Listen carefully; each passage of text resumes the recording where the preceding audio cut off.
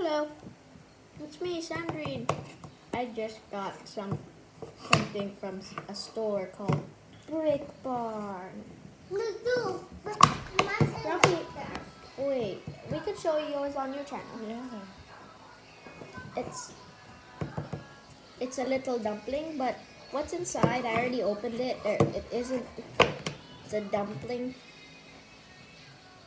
that you usually see in the other Fidget channels. The contaminants are different. Wow, the color of this is much lighter on camera. Okay. But they're really cute. One little piggy. Oh yeah, I forgot.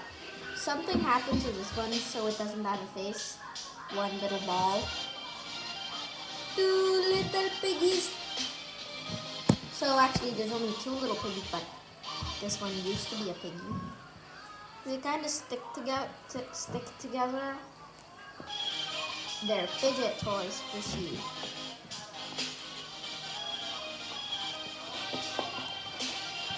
Okay, bye bye.